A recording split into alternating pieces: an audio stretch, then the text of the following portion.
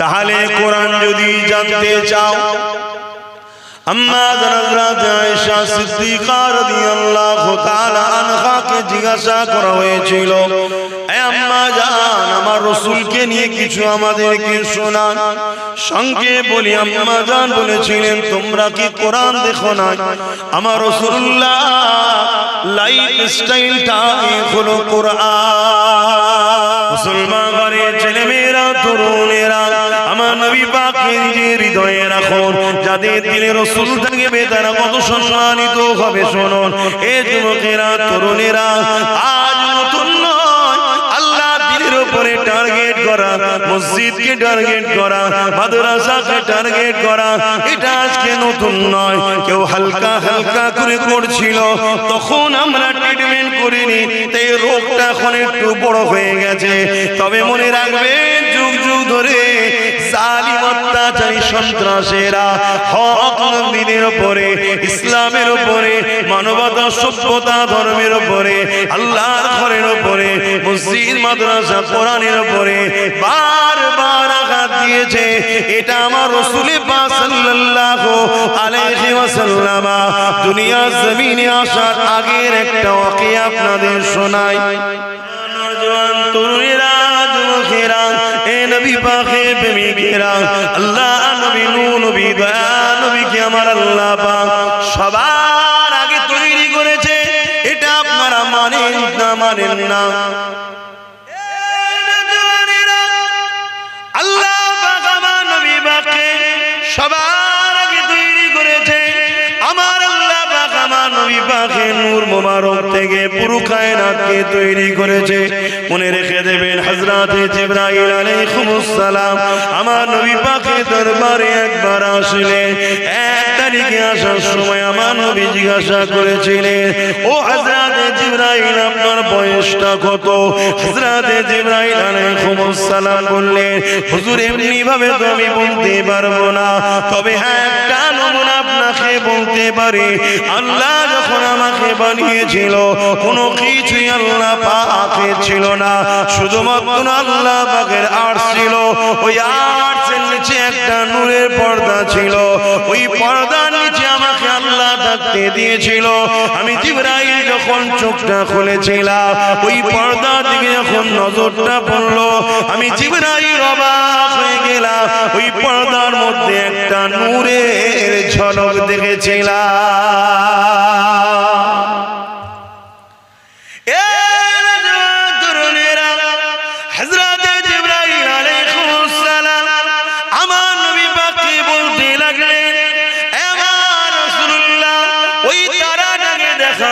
আমি জিবরাইল ওই তারাটার বড় দিবানা হয়ে গেলাম। ওই তারাটাকে বড় দেখার জন্য তামান্না জাগলো, ওই নূরটার দর্শনের জন্য বড় বেচেন হয়ে উঠলাম। কি এমন যেন আকর্ষণ রয়েছে, আমি দেখার জন্য বড় পেরেশান হতে লাগলাম। ইন্তজার করতে করতে একদিন, দুদিন, এক বছর, 2 বছর, এমন করে যেতে যেতে 70,000 বছর কেটে গেল। ইয়া রাসূলুল্লাহ, হাবিবাল্লাহ, তারপরে আবার একবার ওই নূরের চমক দেখতে পেলাম।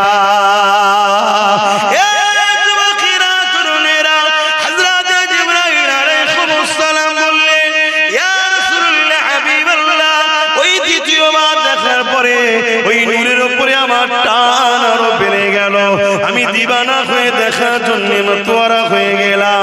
ইয়া রাসূলুল্লাহ, হাবিবাল্লাহ, আবার ইন্তজার করতে করতে 70,000 বছর কেটে গেল। তারপরে আবার একবার ওই তারা নূরের দিদার হলো। ইয়া রাসূলুল্লাহ, যতবার দেখি, দেখার জন্য আগ্রহ পিপাসা তত বাড়ে। এইভাবে আমি ওই তারাটাকে 72,000 বার দেখেছি।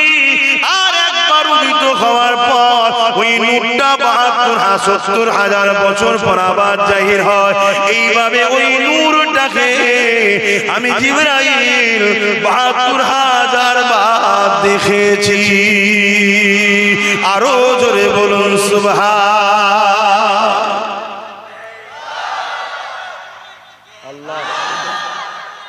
আল্লাহ আল্লাহ নবী বললেন, জিবরাইল, ওই নূরটা তোমার নবী মুহাম্মদুর রাসূল। জোরে বলুন সুবহানাল্লাহ।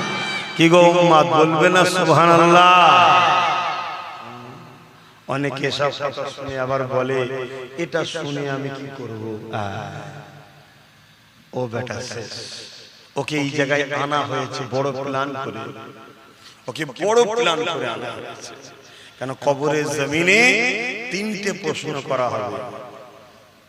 মান রাব্বুকা, তোমার রব কে? মা দীনুকা, তোমার দিন কি? আর নবীর বেলায় হুজুরকে দেখিয়ে বলা হবে ইনি মুহাম্মাদুর রাসূল, ইনার সম্বন্ধে তোমার ধারণা কি নয়, ধারণা কি ছিল দুনিয়ার জমিনে বলো। এখন তো দেখে বিপদে পড়ে গেলে তো বলতে পারে হ্যাঁ আমার নবী হয়, ওখানে কি বলতে বলো? এই আব্বাস সিদ্দিকী আমাকে বলবে, জিজ্ঞেস করা হবে যখন মিম্বারে উঠতে ইনার সম্বন্ধে তুমি কি বলতে পারো? উম্মত কি ইনাকে চিনিয়েছিলে? কেন আল্লাহ তো ইনাকে পাঠিয়েছিল উম্মত গুলোকে ধরে ধরে আল্লাহর সঙ্গে জুড়বে বলে। তো উম্মতের কাজ তো ইনার কাছে আসা, ইনার কাজ তাদেরকে ধরে আল্লাহর কাছে নিয়ে যাওয়া। তা তোমরা কি চিনিয়েছিলে না পাশ কেটিয়ে চলে গেছিলে? কথা কিছু বুঝছেন? আমাদের দিলে হুজুরের মহব্বত না থাকার দরুন আজ আমরা বিপদে পড়ে গেছি।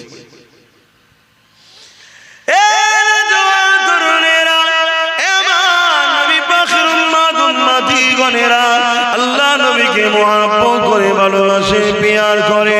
আমার রাসূলুল্লাহ শান মর্যাদা আল্লাহ কতটা দিয়েছেন শুনেন। আমার নবী পাক দুনিয়ার জমিনে কিভাবে এসেছিল সবই আপনারা জানেন। তবে এমন করে তবকার পর তবকা আস্তে আস্তে আস্তে আস্তে আমার নবী পাক দুনিয়ার জমিনে হযরতে দাদা জান আব্দুল মুতালিবের পেশিনাতে আমার নবীর নূর চলে আসলো।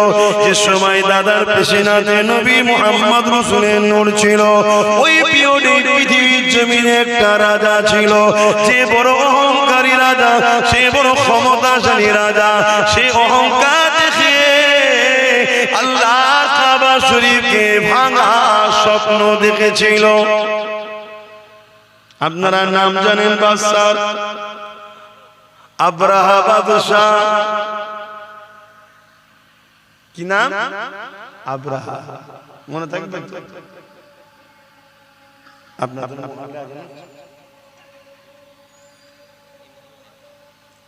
আব্রাহা বাদশাহ, কথা বুঝে আসছে? এই বাদশাহ সে বিশাল সৈন্য তৈরি করেছে। কি জন্যে? আল্লাহর ঘর কাবাকে ভেঙে ফেলবে। আজকে আমার জালিম বিশ্ব জুড়ে ঘুরছে না ঘরে নে আল্লাহর ঘরগুলোকে অপমান করার জন্য।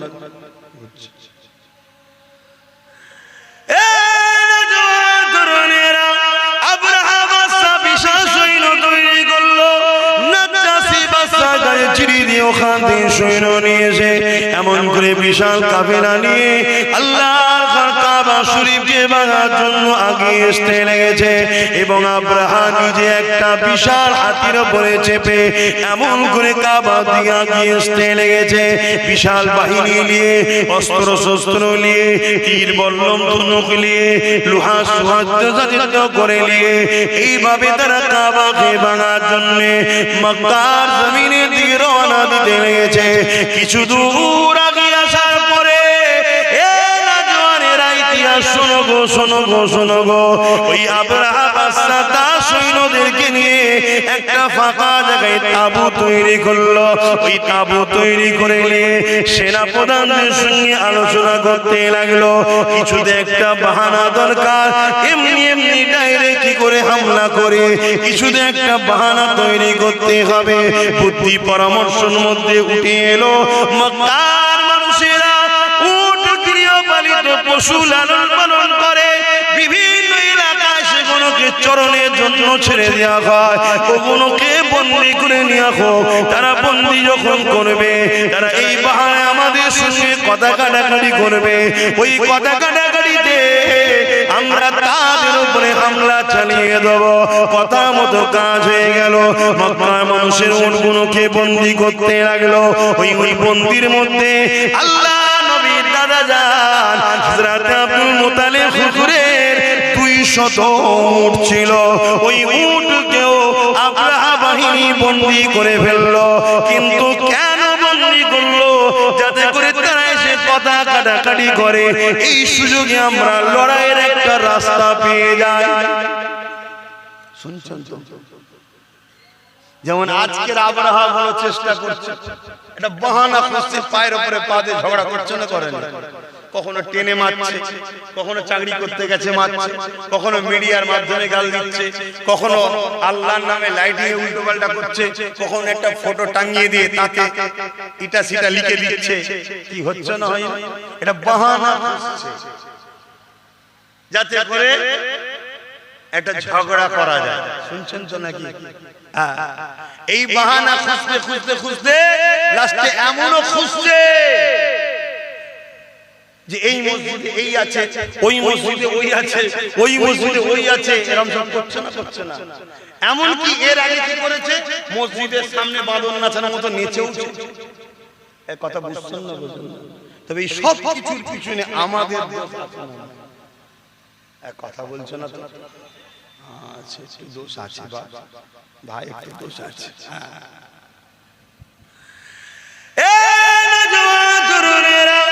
কিন্তু অবাক করা বিষয়, 200 উট বন্দী হয়ে গেল। মক্কার মানুষের অন্যদেরও উট বন্দী হয়ে গেল।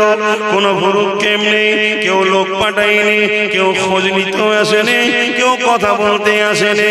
ঠিক আজকে এরকমই হয়েছে, হাজার জায়গায় মারা হয়েছে, হাজার কিছু ঘটনা ঘটছে, আমরা কোনো গুরুত্বই দিইনি। তাই পেরেশান করে যেতে লেগেছে যে কি ব্যাপার, কিছু হচ্ছে না কেন? আব্রাহা সেদিন পেরেশানে পড়ে গিয়ে লাস্টে নিজে থেকে একটা দূত পাঠিয়ে দিল। আমার রাসূলুল্লাহর মক্কা জমিনে ওই দূত যখন চলে আসলো, ওই দূত এসে জিজ্ঞাসা করতে লাগলো, এই মক্কা চেয়ারপারসন কে আছে? এই মক্কা দায়িত্বে মেন কে রয়েছে? আরে আমার রাসূলুল্লাহর দাদা হযরত আব্দুল মুত্তালিব, তিনি মক্কা তখন গভর্নর ছিলেন, দায়িত্বে ছিলেন। আল্লাহর কাবার রক্ষণাবেক্ষণ তিনার হাতে ছিল। তাই এমন করে লোকেরা নিয়ে গিয়ে আব্দুল মুত্তালিব হুজুরের সামনে দাঁড় করিয়ে দিল। কিন্তু তার আগে একটা ছোট্ট বিষয়, আব্দুল মুত্তালিব হুজুরের ঘরে যখন ওই দুধটা, ওই পিয়নটা যখন ঢুকতে যাবে, সেই আব্দুল মুত্তালিবের মুখের দিকে নজর পড়েছে। ওই আব্রাহার পিয়নটা, আব্রাহার লোকটা, আব্রাহার পাঠানো দুধটা সঙ্গে সঙ্গে আব্দুল মুত্তালিব আমার রাসূলুল্লাহর দাদার কপালে পায়ের কাছে মাথা নত করে সিজদায় পড়ে যায়। আমার রাসূলুল্লাহ দাদা বলেছিলেন, বাবা তুমি মাথা তোলো, কেননা সিজদা একমাত্র আল্লাহর হবে, অন্য কারণ। রাসূলের দাদার মুখের দিকে যেই তাকিয়েছে, মাথা নত করে সিজদায় পড়ে গেল। কারণ আগেকার সময়ে রাজাদের কাছে মানুষ মাথা নত করত। শুনছেন তো নাকি? আবার নতুন করে এই সিস্টেম চালু করতে চাইছে। তো এই সিস্টেমের সবচেয়ে বড় বাধা হয়ে দাঁড়াচ্ছে ইসলাম। ইসলাম এক আল্লাহ ছাড়া কারো সিজদা কি ইজাজত দেয় না। অসুবিধা হচ্ছে নাকি আপনাদের? তোমার রাসূলের দাদা কি বলেছিলেন? সিজদা একমাত্র কার? আল্লাহ। এ থেকে কি বুঝে যাচ্ছে? রাসূলের দাদা বলুন ইসলামের উপরেই ছিল, জোরে বলুন সুবহানাল্লাহ। দ্বীনে ইব্রাহিমে ছিলেন, জোরে বলুন সুবহানাল্লাহ। তখন ইব্রাহিম নবীর দ্বীনের উপরে কায়েম ছিলেন। কথা বুঝা যাচ্ছে? কিন্তু আজ আমাদের কাছে সমাজে কিছু কথা শেখানো হয়। সে কথা হলো কি, যে রাসূল পাক সাল্লাল্লাহু আলাইহি সাল্লামের আব্বা আম্মা জান্নাতি না জাহান্নামী? প্রশ্ন করা হয় না? হয় না? এই এক চক্রান্ত আমাদেরকে যারা মিটাতে চাই, তাদেরই অর্থে চলা মুনাফিক দালাল উলামাদের। কথা বুঝা আসছে? আরে আমার নবীর দাদা যদি এক আল্লাহ মাননেওয়ালা হয়, তিনার নবীর দাদার ছেলে হযরত আব্দুল্লাহ মান নবীর আব্বাজান, তিনিও ইসলাম ও আম্মা আমিনা ইসলামের উপরে ছিলেন, জোরে বলুন সুবহানাল্লাহ। আমি বুঝাতে পারছি? আমরা অনেকে মনে করি ইসলাম আমার নবী থেকে শুরু হয়েছে। না, ইসলাম বাপ আদম থেকে শুরু। আমার নবী কমপ্লিট করে সিল মোহর করে দিয়ে গেছে, জোরে বলুন সুবহানাল্লাহ।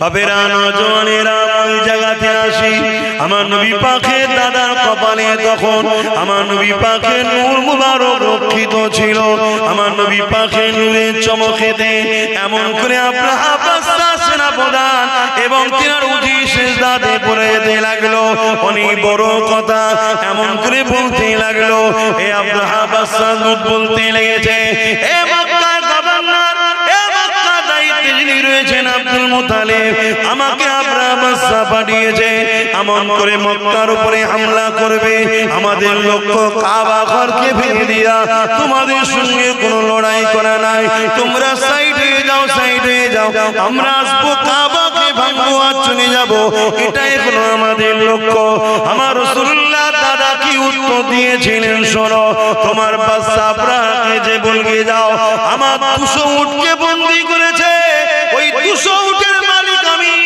আমার 200 ইট আমাকে ফিরিয়ে দিতে বলো কাবার মালিক তিনি তিনার ঘর দেখে নেবে আরো জোরে বলুন সুবহান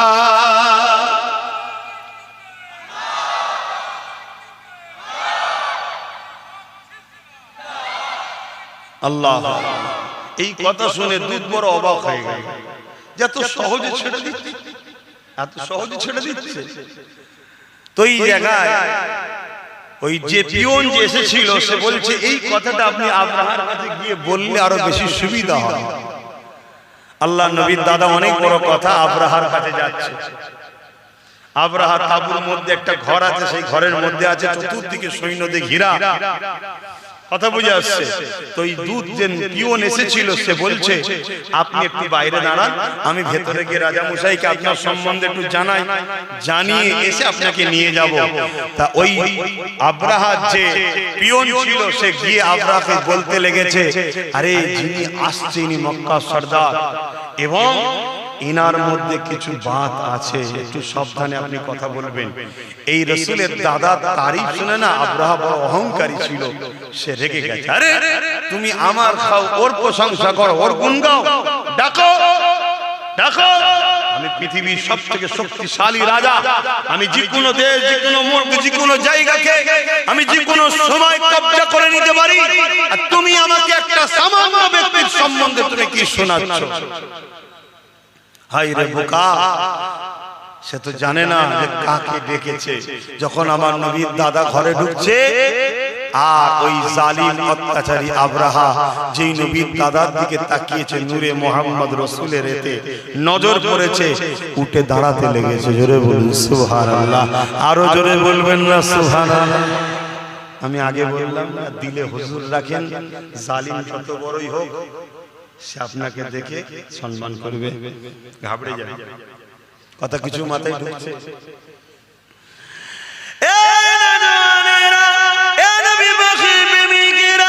আল্লাহ নবী নবী দাদা জানেন শুনিয়া আব্রাহার অনেক কিছু কথাবার্তা হলো কথাবার্তা হওয়ার পরে একটাই জায়গায় দাঁড়ালো আল্লাহ নবী দাদা বলতে লাগলো আমি উটের মালিক আমাকে উট দিন আমি চলে যাব কাবার মালিক যিনি তিনি কাবা দেখে নেবে এই সময় তাবরা চিন্তা করতে লাগলো হয়তের মধ্যে কোনো ফন্দি থাকতে পারে তাই সেনা প্রধানকে ডেকে বলল যাও এই আব্দুল মুতালিব সাহেবকে নিয়ে গিয়ে আমার বিশাল সৈন্য বাহিনীটাকে একটু দেখিয়ে দাও যদিও গোপনে গোপনে প্ল্যান রাখে আমার বাহিনী দেখেও যেন ঘাবড়ে যায় এ যুবকেরা তরুণেরা ওই সময় যে সৈন্যদের মধ্যে দেখে ওই বাহিনীর মধ্যে একটা বড় হাতি ছিল যে হাতির উপরে আব্রাহা বাদশা বসে এসেছে বিশাল বড় জঙ্গলি হাতি যার গর্জনে মানুষ অজ্ঞান হয়ে মারা যায় স্পেশাল করে আব্রাহা বলল আমার সওয়ারি হাতিটাকে দেখাবে আল্লাহ নবী দাদাকে যখন ওই হাতির সামনে নিয়ে যাওয়া হয়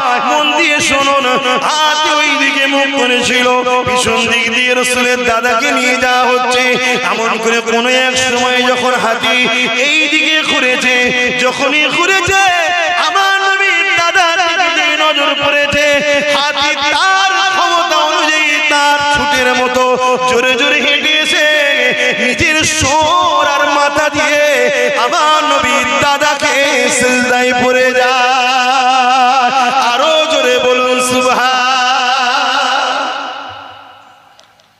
সেনা প্রধান তো দেখে অবাক, ই কি হলো, আমি কি দেখাতে নিয়ে এসেছি, কি দেখছি, আরে তোদের কপালে তো নাই, যা দেখার হাতি দেখে নিয়েছে, যেখানে গেলে বিপদ আছে। কথা বুঝে আসছে? পরের দিন অনেক বড় কথা, পরের দিন সমস্ত জীবজন্তুকে নিয়ে যাওয়া হচ্ছে, ওই হাতিকে কোনোভাবে কিন্তু আর রাজি করতে পারে না, কেন ও দেখেছে রসুলের দাদার কপালে নূরে মুহাম্মদ রসুল রয়েছে। কথা বুঝে আসছে? লাস্টকে বাদ দিয়ে লড়াই গেল, অনেক বড় কথা। আল্লাহ আবাবিল পাখি পাঠালো, আপনারা সবাই জানেন। সেই পাখি মুখে করে ডানা করে একটা করে পাথর ছেড়ে ছেড়ে ছেড়ে ছেড়ে এমন করে পুরো আব্রাহা ও তার সৈন্য সামন্তরকে আল্লাহ ধ্বংস করে দিয়েছিলেন। বলুন সুবহানাল্লাহ। আসুন আমরা ঈমানের দিকে মজবুত হই, আল্লাহ সাহায্য আসবে। আজকে যত আব্রাহা চালা আছে এদের উপর আল্লাহর লানত আসবে, আযাব আসবে, এরাও ধ্বংস হয়ে যাবে, কিন্তু আমাদেরকে পরিবর্তন হতে হবে, আমাদেরকে পরিবর্তন হতে হবে। আল্লাহ আমাদেরকে রাসূলের প্রেম ভালোবাসা আমাদের অন্তরে ভরিয়ে দেন। জোরে বলুন সুবহানাল্লাহ। মনে রাখবেন, আজ এত সাহস ধরার পিছনেও একদল মুনাফিক রয়েছে। শুনছেন না? শোনেন না? একদল আছে। আপনি আমাকে ছোট বলে কথাকে অবজ্ঞা করবেন না, অবজ্ঞা করবেন না। মনে রাখবেন, আমরা একটা মসজিদকে হারিয়েছি, জানেন তো নাকি? কি নাম জানো? কত তারিখে জানো? বলো। 6 তারিখে একটা মসজিদকে কিন্তু আমরা হারিয়েছি। কি হারিয়েছি না হারাইনি?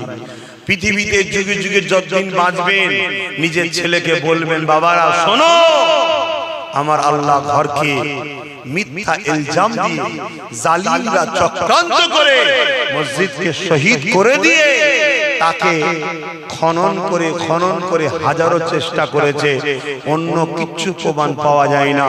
প্রমাণ পাওয়া গেছে ওখানে 500 বছরেরই মসজিদ ছিল, তার আগে কিছু ছিল না। জোরে বলুন সুবহানাল্লাহ। তারপরও জোর করে নিয়েছে, জোর করে নিয়েছে। আর আমাদের সমাজের একদল গাদ্দার ছিল, তারা ভেতরে ভেতরে সেটিং করে কেসকে উইথড্র করে নিয়েছে। কথা মাথায় ঢুকছে না? হ্যাঁ, আমার কথা মিলিয়ে দেখবেন, একটু সার্চ করুন। বাপেরা, নওজোয়ান তরুণেরা, এই দুনিয়া আমাদের জন্য চিরস্থায়ী নয়, চলে একদিন যেতে হবে। ইসলাম জুলুম করার ইজাজত দেয়নি, জুলুম করাকে হারাম করেছে, কিন্তু নিজের অধিকারকে বুঝে নেওয়াটা ইসলাম ফরজ করেছে। মনে রাখবেন, জান বাঁচানো ফরজ, নিজের অধিকারকে বুঝে নেওয়াটাও ফরজ। এই যুবকেরা, তরুণেরা, বাপেরা, ইসলাম কারো ধর্মের উপরে আঘাত দিবার ইজাজত দেয়নি, তাই কখনো দেওয়া যাবে না। কিন্তু নিজের ঐতিহ্যের উপরে কেউ জুলুম করলে সেখানে প্রতিরোধ করে তোলার ইজাজত ইসলাম দিয়েছে। এই যুবকেরা, তরুণেরা, আজ আমি জানতে চাইছি, আজ আমরা এত হবার পরও আজ আমরা এত লাঞ্ছিত, এত বঞ্চিত হওয়ার কারণটা কি? যেদিন মাত্র 313 জন ছিল, বদরের জমিনে 1000-এর উপরে সৈন্য নিয়ে অত্যাচারী শাসক আবু জেহেল, উতবা, সাইবা, আবু লাহাবরা এগিয়ে এসেছিল মদিনার উপরে হামলা করবে বলে, মদিনার নিরীহ বাচ্চাদেরকে হত্যা করবে বলে, মদিনার মায়েদের উপরে জুলুম করবে বলে, মদিনাকে ধ্বংস করে দেবার জন্য এ যুবকের আল্লাহ নবী, নবী, দয়ার নবী মাত্র 313 জনকে নিয়ে আগিয়ে গেলেন। কি জন্য আগিয়ে গেলেন? বাবারা, ওরা যদি মদিনায় ঢুকে পড়ে বিশৃঙ্খলা তৈরি করবে। মদিনার বাচ্চারা রয়েছে, মদিনার বুড়োরা রয়েছে, মদিনায় নারীরা রয়েছে, ওদেরকে মদিনায় ঢোকার আগে ওদেরকে ওখানে রুকে বুঝাবো, কথা বলবো, আলোচনা ওখানে হবে। চলো বাবা, এই যুবকেরা, তরুণেরা, যেতে যেতে যেতে বদর নামক স্থান একটা দেখা গেল। সেই জায়গাতে অলরেডি ওরা পৌঁছে গেছে। আল্লাহ নবী দিক থেকে রওনা দিলেন। আবু জেহেলের দিকে রয়েছে 1000-এর উপরে, তাদের হাতে অস্ত্র রয়েছে, তরোয়াল রয়েছে, তীর রয়েছে, বল্লম রয়েছে। এই অস্ত্র বন্ধ হয়ে গেছে, এই ওয়াজ বন্ধ হয়ে গেছে, জানেন? এই কথা আমার বুঝছেন না? এই ওয়াজ কেন হয় না? এই ওয়াজ করলে আজকে জালিমরা ভাড়া দেবে না, বেশিরভাগ সব ভাড়াটিয়া বক্তা। বোঝেন না? কি বোঝেন না? এই ওয়াজ মাদ্রাসায় পড়ানো বন্ধ হয়ে গেছে। এই শুনছেন না আপনারা? এবার বলেন তো, আপনি করছেন কেন? আমি আমার ইমানি দায়িত্ব পালন করছি না কিয়ামতের দিন আল্লাহ আমায় জবাব দিতে হবে আল্লাহর কাছে। আমি এই ওয়াজ করার জন্য ডায়ে বায়ে সামনে পিছনে সব আমার দুশমন হচ্ছে, আমি বুঝতে পারছি আমার দুশমন হচ্ছে, কিন্তু পুরো পৃথিবীও দুশমন হয়ে গেলে আমি কিচ্ছু দাম দিই না। কেন? কি করতে পারবি তোরা বল, কি করতে পারবি? খুব জোর জোর মেরে ফেলবি তো, এর চেয়ে বেশি বেশি করতে পারবি? মরবো তো একদিন বটে, মরবো না মরবো না? কবে মরবো? যেদিন আছে, যেদিন লিখা আছে। আছে না? না লিখবে পরে, লিখা হয়ে গেছে না পরে লিখা হবে? কথা বলছে না তো, লিখা আছে না লিখবে? এই লিখা চেঞ্জ হবে? ঈমান আর গাদ্দার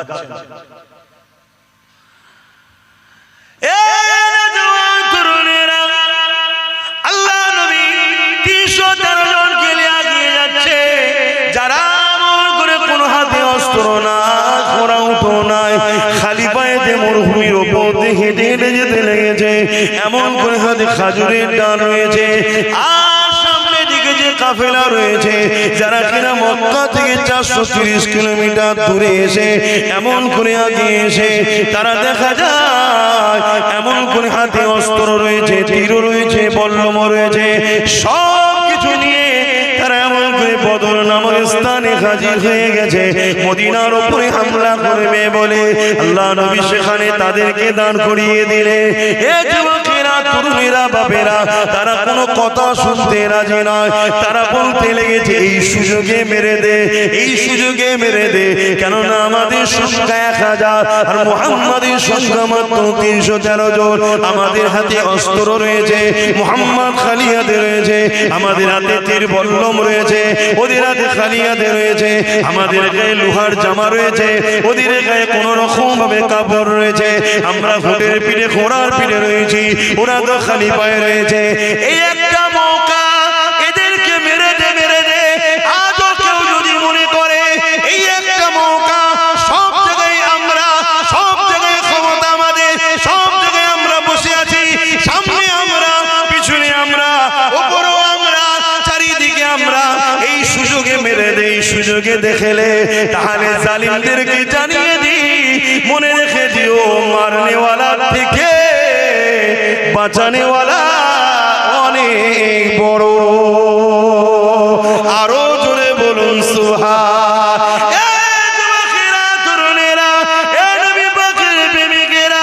আমাদের অন্যায়টা কোথায় হয়েছে? আমরা সব হাত খালি করে দিয়েছি, যা ছিল একে ওকে তাকে দিয়ে দিয়ে শেষ করে দিয়েছি। কখনো একবারও ভাবলাম না নিজের বাচ্চার ভবিষ্যতের কথা, কখনো একবার ভাবলাম না নিজের মসজিদ মাদ্রাসার কথা, কখনো একবার ভাবলাম না নিজের ঐতিহ্যের কথা, কখনো একবার ভাবলাম না নিজের ভবিষ্যৎ বাচ্চাগুলোর কি হবে। আর দুনিয়া জমিনে সামান্য ভিক্ষাতে আমরা বিক্রি হতে হতে হতে আজ এমন একটা জায়গায় পৌঁছে গেছি। এ যুবকেরা, তরুণীরা, বাবেরা, চতুর্দিক থেকে আমাদেরকে মিটাবার জন্য চেষ্টা শুরু হয়েছে। তারপরও কিন্তু বলে যায় চিন্তার কোনো কারণ নেই, শুধু রোডটা চেঞ্জ করে আমার রাসূলুল্লাহর কদমে নিজেকে জুড়ে দাও। মুস্তাফার গোলামের জন্য হাসবুনাল্লাহু ওয়া নি'মাল ওয়াকিল, আমার আল্লাহ যথেষ্ট।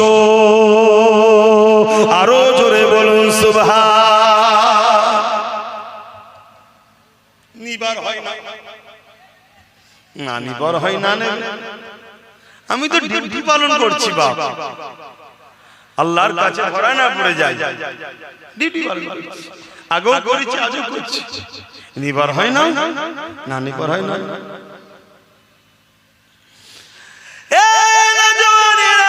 আবু জাহেল কিছুতে রাজি নয়, কিছুই বুঝতে চাই না। ও বুঝতে পেরেছে সুযোগে যদি না কাজে লাগায় আর সুযোগ পাবো না, কেননা সুযোগ আসবে না। তাই আবু জাহেল রেডি হয়ে গেল, আর আমার রাসূলুল্লাহ আসমানের দিকে মুখটা তুলে বলতে লেগেছে, আল্লাহ আপনি যথেষ্ট। এই বলে নবী আমার কাতার সিধে করতে লেগেছে, কাতার সিধে করতে লেগেছে। এ যুবকেরা, তরুণেরা, যেমন একজন সেনা কমান্ডারের কাজ ওই নেতৃত্ব রাসূল দিয়ে সোজা করতে লেগেছে। ওই কাতার দেখতে দেখতে দেখা যায় ওই কাতারে দুজন ছোট ছোট বাচ্চা রয়েছে। একজনের নাম মাস আর একজনের নাম মুআজ। এই দুটো বাচ্চাকে দেখে আল্লাহ নবী দাঁড়িয়ে গেলেন। বাবারা, তোমরা এখানে কি করছো বাবা? এটা কোনো খেলা করার মাঠ নয় বাবা। যাও মায়ের কাছে ফিরে যাও বাবা, এ ময়দান থেকে চলে যাও বাবা। জালিমদের আজ কত অস্ত্র শস্ত্র রয়েছে বাবা। তোমার মা বড় কষ্ট পাবে বাবা। ঘরের ছেলে ঘরে ফিরে চলে যাও। বাচ্চা দুটো কাঁদতে শুরু করে দিল। ইয়া রাসূলুল্লাহ,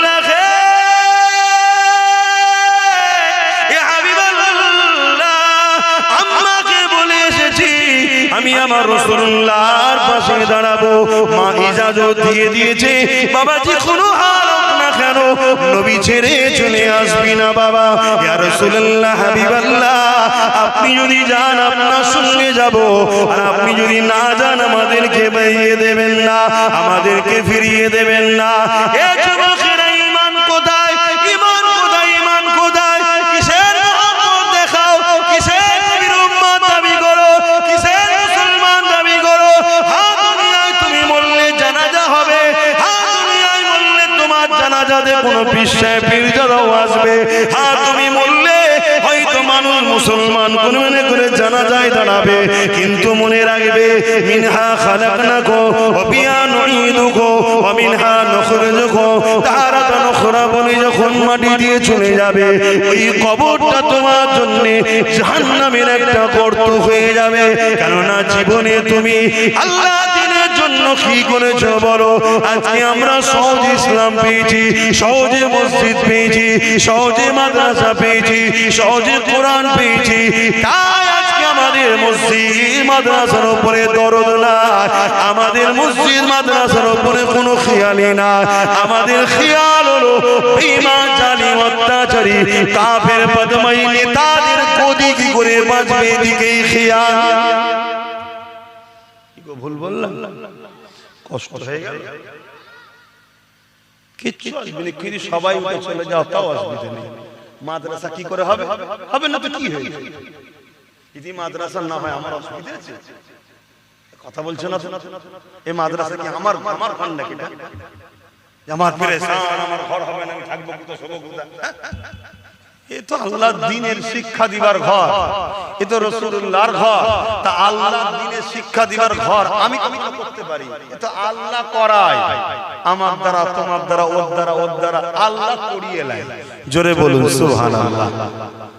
যার কপাল ভালো হয় সে ফিরে থাকে। শুনছেন কি বলছি? আজকে আমাদের ঈমান কোথায়? দুটো ছোট ছোট বাচ্চা, তারা যেতে চাইছে না। উপর দিকে অস্ত্র তরোয়ালের ঝংকার হচ্ছে, একে অপরের তরোয়ালে মারছে, তার একটা আওয়াজ হচ্ছে, ভয় দেখাচ্ছে। কথা বুঝছেন না? আজকে আমাদের ভয় দেখাই না, দেখাই না, কোথায় কিছু নাই, বেরিয়ে পড়েছে এক গাদা নিয়ে দুম দামের আনন্দ করছে, দেখছেন না? কিন্তু যারা ইমানদার হয় তারা সে ভয় করে। কেন? ইমানদাররা মায়ের পেটে যখন ছিল তখনও হোসাইন শুনেছে, কোলে কোলে বড় হয়েছে ইমাম হোসাইন শুনে শুনে। জোরে বলুন সুবহানাল্লাহ। কি গো ভুল বল? আমরা সব ভয় লাগে না। হ্যাঁ, যাদের ইমান দুর্বল হয়ে গেছে তারা কি হবে, কি হবে, কি হবে, সব কি হবে, চলো ওদের সঙ্গে না মিশে থাকলে হয়, যা 2-500 পেয়েছি ওই ঠিক আছে, আজকাল মেরে ফেলবে, কোনো দরকার নেই বাবা, এই ছয় এর সাথে থাকি হয়তো বেঁচিয়ে দেবে। হ্যাঁ, জানা জীবনে মনে রাখবে, সে জার্সি গরু হোক আর গাই গরু হোক, উজড়ি উজড়ি হয়। কি গো ভুল বললাম নাকি? তুমি যতবার যাই দিয়ে ধো, পরিষ্কার করো, আর করো, রান্না করে যখন দেবে, কি এটা ভাই গোশ কথা কিছু মাথায় ঢুকলো আমি কি বলছি? হ্যাঁ, বুঝার হয় বুঝে নাও, না বুঝার হলে আর কি বুঝাবো বল? কোদাল দিয়ে যখন কবরে দিয়ে আসবে ফেরেশতা দিয়ে আল্লাহ বুঝিয়ে দেবে ওখানে বান্দারে। যা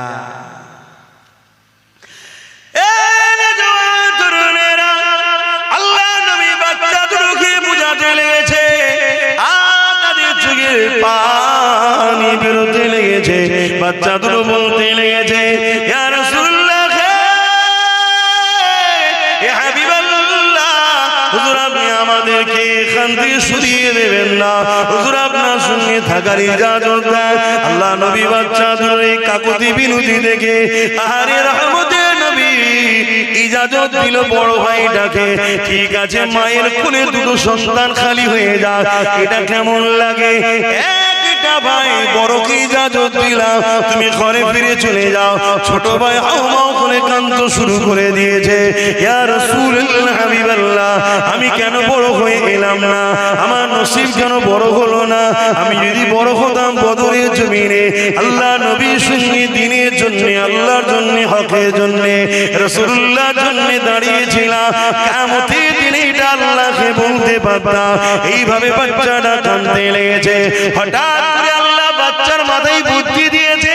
বাচ্চা বলে উঠল, ইয়া রাসূলুল্লাহ হাবিবাল্লাহ, লড়াইয়ের ময়দানে বড় ছোট তো ব্যাপার নয়, যার ক্ষমতা বেশি তাকেই কাজে লাগানো যায়। ইয়া রাসূলুল্লাহ হাবিবাল্লাহ, ও আমার থেকে বড় হতে পারে, কিন্তু ওর থেকে আমার ক্ষমতা বেশি। আপনি কুস্তি লাগিয়ে দেখো, আমি ওকে পরাজিত করে দেবো। যুবকেরা, তরুণেরা, এই যে নেশা, এই যে কান্না, এই যে রাসূলুল্লাহ সঙ্গে থাকার ইচ্ছে একটা, যদি আমি নবীর কাতারে দাঁড়িয়ে আর তালিমের তরোয়ালে আমার পথ থেকে কল্লাটা আলাদা হয়ে যায়, কত সুন্দর না হবে? কিয়ামতের দিনে আমি আল্লাহর কাছে পিয়ারা হয়ে বেহিসাব জান্নাতি হয়ে যাব। আরো জোরে বলুন সুবহান। এটাই নেশা তো নাকি? আরে কথা বলুন, এটাই নেশা। আর আমাদের নেশা, আমাদের এই নেশা আছে? আমাদের জান লাগলে, মাল লাগলে আমরা অন্য জায়গায় খরচ করি, অন্য জায়গায় দিচ্ছি, দিনই কি দিচ্ছি, কিন্তু আমরা হকের পক্ষে থাকতে পারছি না। কেন? এর কারণ ওই বললাম, আমরা গুস্তাখে রাসূল হয়ে গেছি, বিয়াদবে রাসূল হয়ে গেছি, তাই আল্লাহ আমাদেরকে নিচ্ছে না, আল্লাহ নিচ্ছেন না। মনে রাখবেন, যদি কেউ মনে করে আমরা না হলে ইসলাম চলবে না, আমি ওই মুসলমানকে জানাই তোমার ইসলাম সম্বন্ধে ধারণাই নাই, ধারণাই নাই। আল্লাহ তোমাকে নিয়ামত দিয়েছে, নিয়ামতের কদর যদি করতে না পারো, আল্লাহ কেড়ে নিয়ে অন্যজনের হাতে তুলে দেবে, অন্যজনের হাতে দিয়ে দেবে। দেখো না, যে বাবরি মসজিদে প্রথম আঘাত করেছিল তাকেই আল্লাহ কলেমা পড়ালো, তার হাতে 100-এর উপরে মসজিদ আল্লাহ বানিয়ে দিল। জোরে বলুন সুবহানাল্লাহ। আরো জোরে বলবেন না সুবহানাল্লাহ? নারে দিবে। তাহলে ইসলামের জন্য আমাদেরকে আগিয়ে আসা দরকার আছে না? কিন্তু আমরা কোথায়? আমরা কোথায় আমার জানা নাই। আল্লাহ কারণে মাহফিলে তো অনেক মানুষ এসেছে, আমার মনে হয় এর পরও প্রচুর মানুষ এখনো মানে ইদি আড্ডা দিচ্ছে না, না আমার মনে হচ্ছে ধারণা। তাহলে বলুন আমরা কোথায়?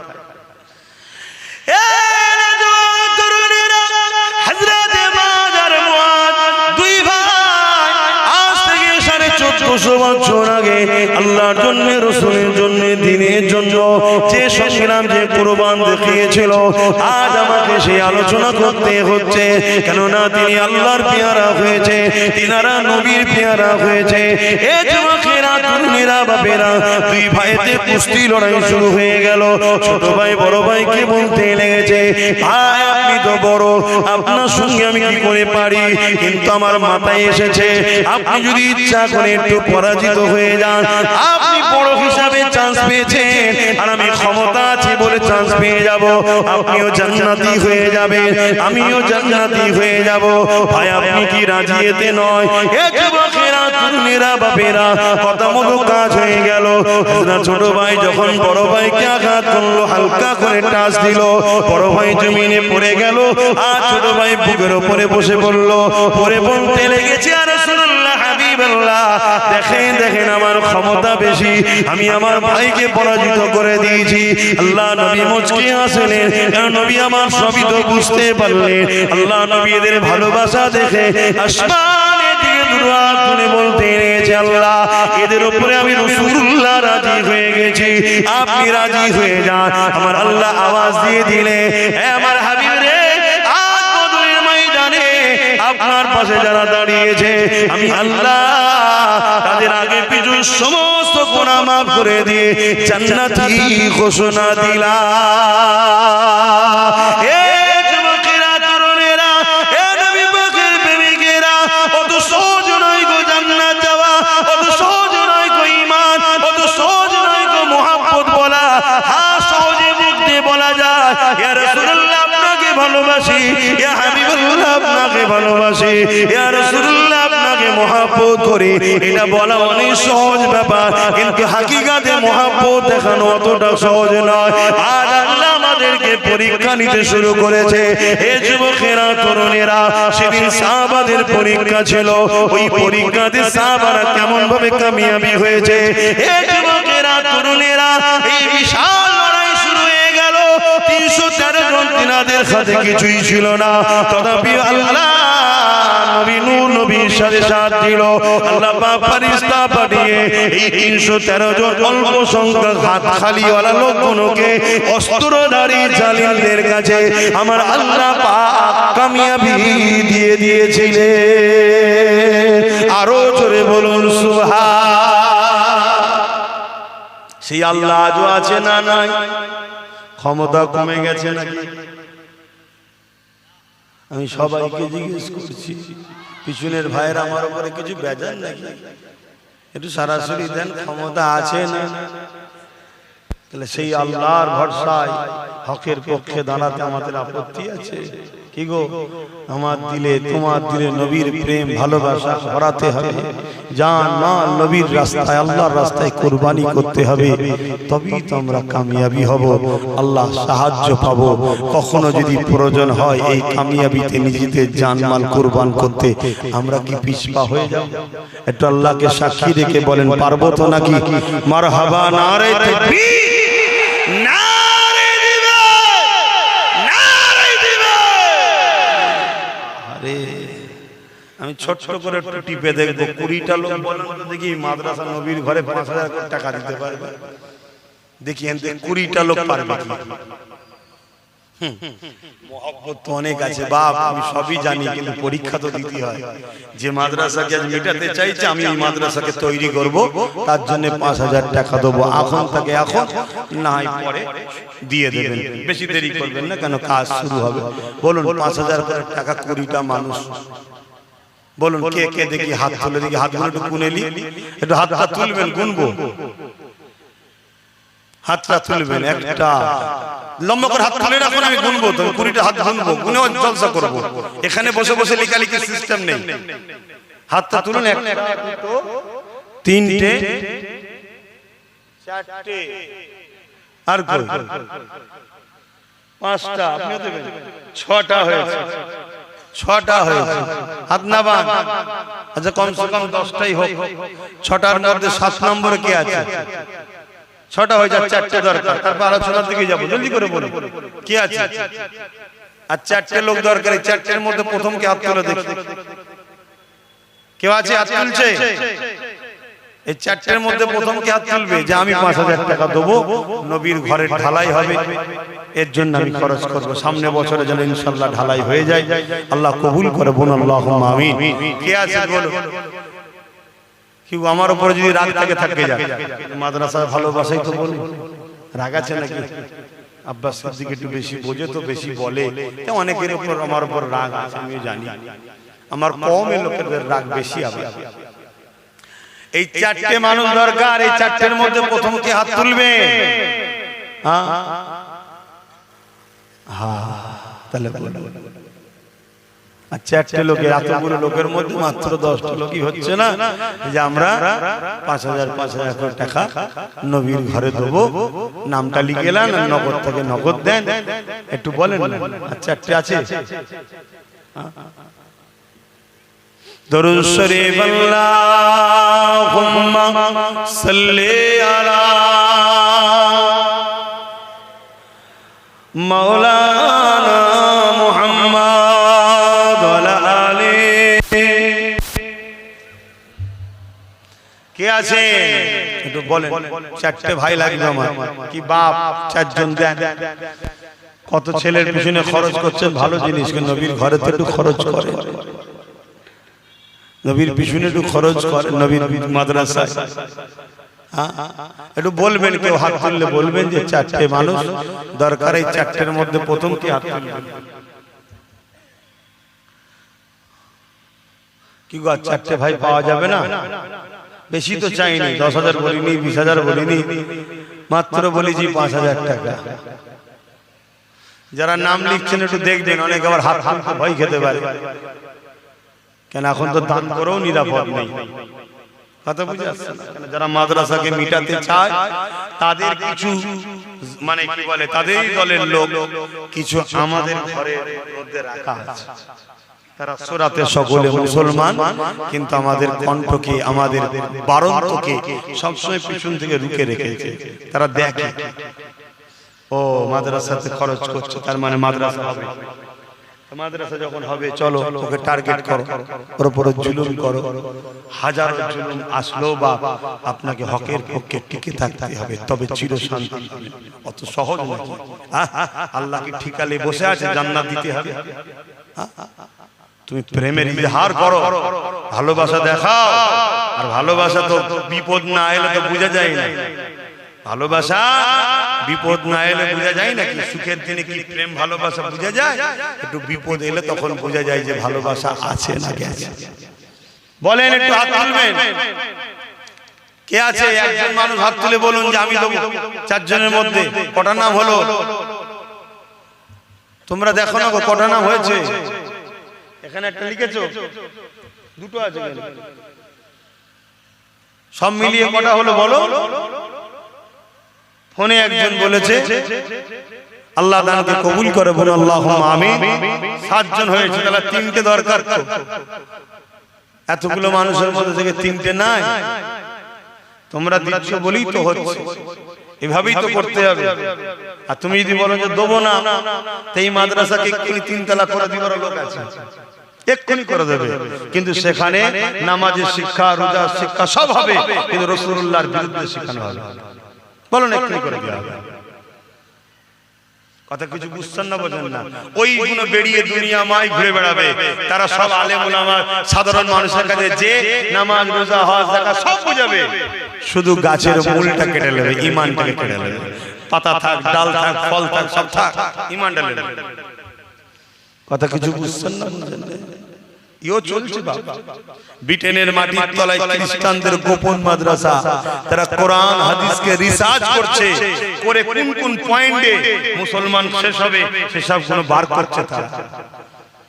আল্লাহ নবী বলেছেন, একটা সময় আসবে আমার উম্মতের উপরে যেমন ক্ষুধার্ত পশুগুলো খাবারের থালির উপরে ঝাঁপিয়ে পড়ে, আমার উম্মতের মধ্যে একদল ক্ষুধার্ত পশুর নাই জালিম অত্যাচারীরা ঝাঁপিয়ে পড়বে।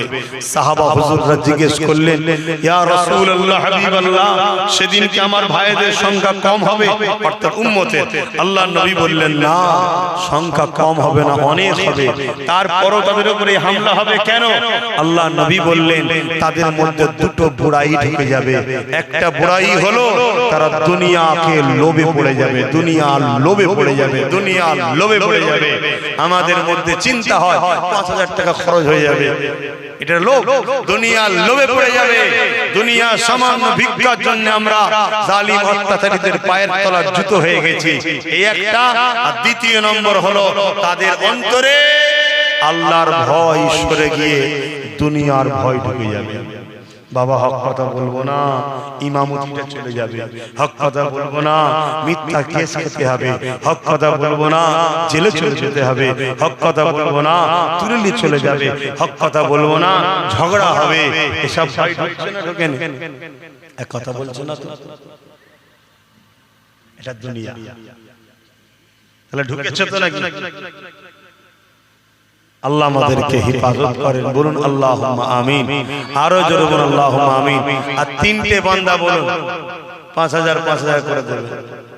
কে আছে হাত তুলুন না গো ভাই, এর মধ্যে থেকে 3টে বান্দা হাত তুলুন যে আমি 5,000 টাকা দেবো। সর্বপ্রথম কে হাত তুলবেন? আচ্ছা, আরেক ভাই হাত তুলে আল্লাহ কবুল করে বলুন আল্লাহুম্মা আমিন। 8টা হয়ে গেছে, আর 2টো আছে, দেখুন হয়ে যাবে। কিন্তু তাড়াতাড়ি করলে আমি দুটো কথা আরো বলতে পারি, আর দুটো হয়ে যাবে ইনশাআল্লাহ। দেখি এর মধ্যে থেকে হয় কিনা। আল্লাহ কবুল করুক, বলুন আল্লাহুম্মা আমিন। আরো জোরে বলুন আল্লাহুম্মা আমিন। আর দুটো বান্দা, এই দুটোর মধ্যে প্রথমে কে দিয়ে দেবেন বলুন? যে আমি 5000 টাকা দেবো। আল্লাহ কবুল করেন, আপনার রুজিতে বরকত দেন, আপনার কিসমত আল্লাহ বড় করেন, আল্লাহ দুনিয়া আখিরাতে আপনাকে বিপদ আপদ থেকে হেফাজত করেন, কিয়ামতের দিন নবীর শাফাআত নসিব করেন, এবং যারা দান করছে তাদের জন্য আল্লাহ দোয়া কবুল করে।